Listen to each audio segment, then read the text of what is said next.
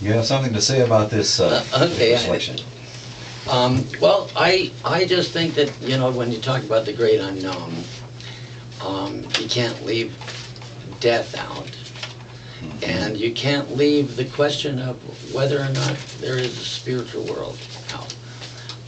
However you define it. If you define it, you know, as other dimensions, but, you know, beyond our five senses, beyond the realm of time and space. What is there and how does it influence us and what is it? People have many different ideas. I'm not saying that nobody knows, but generally it is the great unknown. Mm-hmm. And then this question also brings in the thing of, if there is something beyond, then what is our purpose in life? Because here these, you know, this story was told to a child. The man who wrote this song heard it when he was a child from an old cowboy who told him that he had this vision, or recounted this vision to him. So he took it as a reality as a child listening to it. And I think it may have been a reality, that the guy may have been out riding on a ridge and he had this vision, right? And he was told, change your ways, you know. So, you know, the implication of the song is, we're living here in a realm where we're only conscious of so much.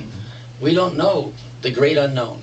There's so much we just don't know. Right. And so how do we make the decisions, the right decisions, you know, if there are consequences to our life here that will affect. Echo. Right. Well, very good. I'm glad you wanted us to have that song out there. Larry, you have a poem, I believe.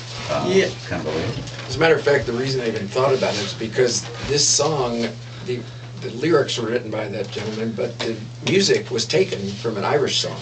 I didn't know that. That's what I've heard. I went to Ireland. A friend of ours, some of ours, Dick Sorensen, told me if you go to Ireland, go to County Clare, because the music is wonderful there. And I went, and he was right. All the pubs and people just sit down and play with each other. It's amazing. Ireland is magical. I know. I love the sound of the Irish when they speak, and their music as well. It's a fine thing. It's their voice, but it's also the light. It's the way the water moves everywhere, and the rainbows. It's so great. And the aurora borealis if you go farther north. So the music is magical, and that's what they understood in music. Ghostwriters, they took the music and adjusted it for that song. There's a place in the County Clare near the town of Doolin where we're staying, and we took a little trip inland just a bit, and we found a place called the Well of St. Bridget. And it's just a place off the road. There's a little tiny sign, and we went there, and there was a spring coming up, going through a little cave, and there were a bunch of ribbons tied to trees outside the cave, and we went inside, and there were pictures of kids, and the family dog, and my mother, and newspaper clippings, and lit candles, and a Madonna who's choking with so many roses around her neck. It was just amazing.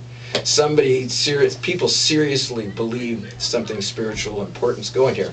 So they would come. We even met people who took a trip from the island of Inisheer, which was right across the water, in a very dark night, came across and brought a picture of one of their people to say, save the life of my child here. I wrote a poem on my experience there, so I hope that it translates. I don't have a great Irish brogue, but we'll fake it. So this is that actual experience of going in there, and in the end of it, they will brave this water and at night because they believe there's something not unknown, known to save them. I call it a pilgrim in St. Bridget's Well. We set out this night toward the Well of St. Bridget, sailing the island of Inisheer.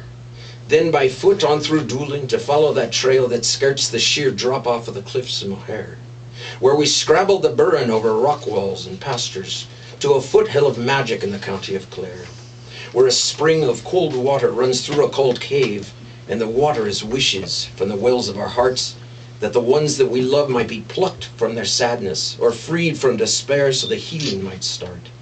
First, we tie colored ribbons to the tips of the branches of the tree that stands guard over Bridget's cave. For it's said that a wind that unties a ribbon is a wind that can cure or straighten or save. We festoon the cave walls with their pictures and trinkets, Oh, it's the ghost of the living haunts the halls of this cave.